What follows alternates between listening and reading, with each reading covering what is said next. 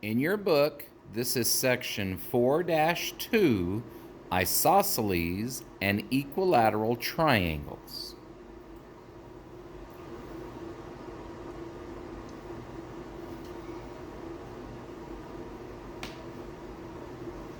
Some triangles are really special because they enjoy so much symmetry in the sense that sides are equal or angles are equal, and there's sort of a great celebration of things that look nice.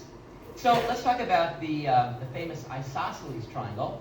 And here are two really important results. The first one is the isosceles triangle theorem, which states that if two sides of a triangle are congruent, then the angles opposite the sides are congruent. And so basically, if you look at this little picture right here, if we know that these two sides are congruent, then the angles opposite are going to be congruent as well. It's a great property that's really handy whenever we're dealing with isosceles triangles. And the converse of the isosceles triangle theorem also is a theorem, and that states that if two angles of a triangle are congruent, then the sides opposite the angles are congruent. So, if you have two angles and you know they're congruent, then in fact the sides that are opposite, they will be congruent as well. So in fact this is congruent to that. Neat. Now let's see this theorem in action. So here we go. Suppose that we're given that C is the midpoint of BD and the measure of the measure of angle ABE is 105 degrees. So let's take a look at this picture. It's given to us. And so we see that C is the midpoint of BD. So there's a line segment, and C is the midpoint. Okay, great. Then we know that the measure of angle ABE, so that big angle right there, that obtuse angle, is 105 degrees. And we know the measure of angle CDE, so that little angle right there, is 75. So this is 75 degrees, so that's pretty neat. Write that right in there. And that's all we know. And now we're supposed to give a justification for why we know for certain that, in fact, BE, that length, is equal to ED, that length. Why are these two lengths the same? And it's not just a matter of looking at the picture and saying they look the same. We need to explain mathematically why. Well, let's think about this. It seems kind of tricky because it doesn't seem like we have a lot of information. But when we look closely, we notice that, in fact, this angle together with this angle are actually supplementary angles. Because, in fact, we see they lie on this line. So therefore, if I take 180 degrees and subtract off the 105 degrees, that will tell me exactly what the measure of this little angle EBC is. And so if we take 180 and subtract 105, we see 75 degrees for the measure of that little angle right there. Well, wait a second. Look at this. Forget about all that stuff. We've already used that. Let's now see what we've got. I've got a triangle here, and I see that this angle and this angle actually have the same measure. Therefore, these angles are congruent, which tell me automatically that the opposite sides will be congruent. So therefore, this side is congruent to this side. That is, BE is congruent to ED. And that means that, in fact, they have the same length. And that, in fact, proves the little result. Neat.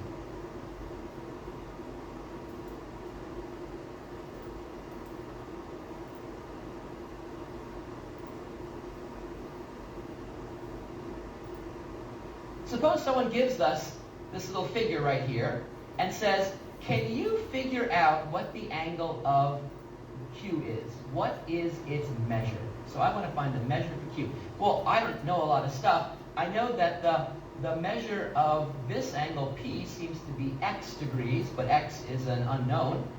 But I do know that the angle of this R has measure 28 degrees. Is there any way to use that information? But wait, there's one more thing that we know. Namely, we know that this side, PR, is congruent to this side, QR, because they're marked this way. So since these are congruent, I know this is an isosceles triangle, and by the isosceles triangle theorem, I know that the opposite angles, in this case the P and and the q are going to be congruent. That means they have the same measure. So automatically, I can assert that this angle Q has measure x degrees. And why? Because we're told that angle P has measure x degrees. Well, how am I going to find x? Well, I know that the sum of all the measures of all the angles in a triangle equal 180 degrees. So if I take 180 degrees, I know that's going to equal the sum of the measures of all these, which is x plus x, that's 2x plus 28. And so if I subtract 28 from both sides, I see that 152 equals 2x. And if I divide both sides by 2, I see that x equals 76. And so in the context of our problem, I see that the measure of angle Q is 76 degrees. Notice how we're using all the properties of isosceles triangles. Let's try another one. Here we get a different scenario, a different picture. And the question now is to find the measure of angle C. Now all we know is that this measure is apparently 3x degrees. We're told that the measure of angle B is x plus 44 degrees, and that AB is congruent to AC because they're marked that way. Well, wait a minute. If these two sides are congruent, then I know this is an isosceles triangle. If it's an isosceles triangle, I know that the opposite angles are going to be equal. So those are equal. So in fact, I know for certain I can set x plus 44, the measure of that angle, equal to the measure of the angle C, which is 3x. And now I can solve for x. If I bring the x over, I see 2x equals 44. And so x equals 22. And here's an opportunity where we jump up and down and say, yes, we're done. But we're not. We have to understand what the original question asked. It said, find the measure of angle C. That's not x. Notice it's 3 times x. So we have to be really cautious and say that our answer is actually 3x, which turns out to be 66. And here the units are degrees. So be careful, make sure we're answering the question that people are asking.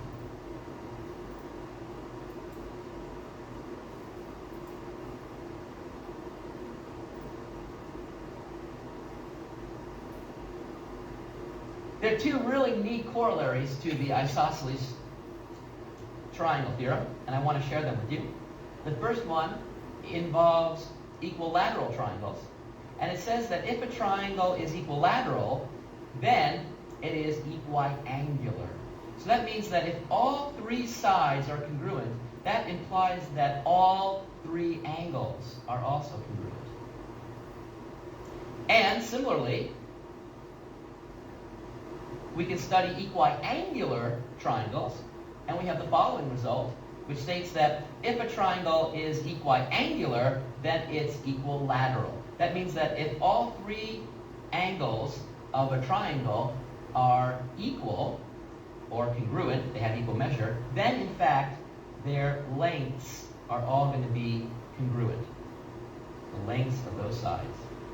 So in fact, what we're seeing here, to put these two results together, is equilateral triangles are identical to equiangular triangles. They actually are the exact same thing.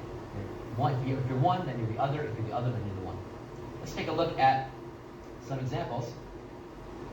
Here's the first one. We're given this information, and the question is just find x. So let's solve for x.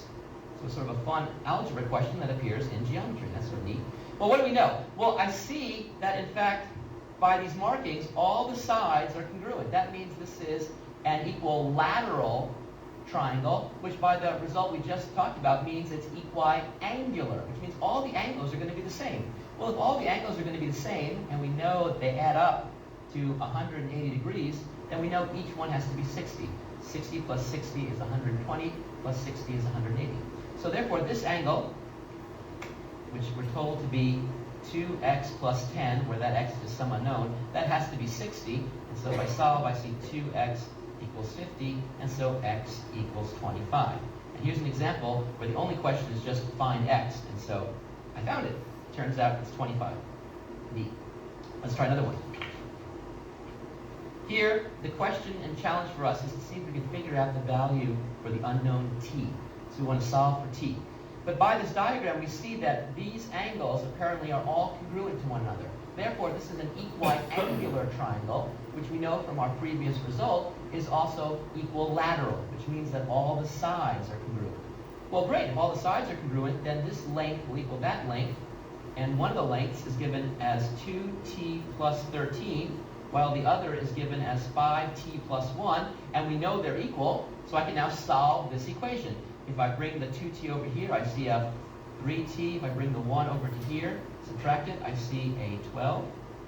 And so I see t equals 4. So solving, I see t equals 4. 3 or 4. See how we can use all these theorems about geometry to actually answer interesting questions about unknowns.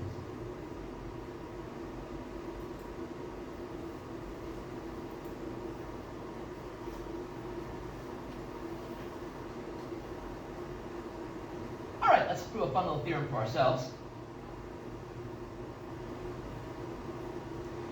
Given triangle ABC is a right isosceles triangle, and D is the midpoint of AC, and we're told that AB, that side, is the one that's congruent to the other side, BC, then our mission is to prove that triangle BDC is isosceles.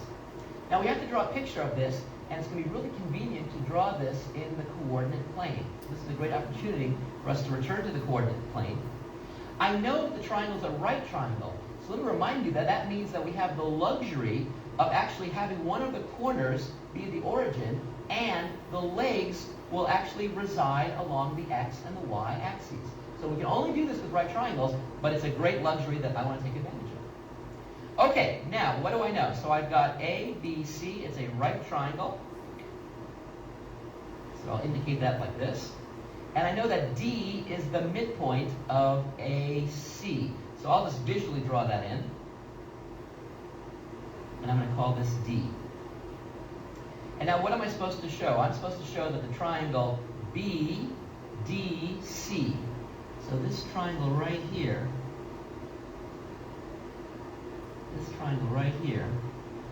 is in fact isosceles, which looking at it visually seems to indicate to me that I need to show that that length is equal to that length.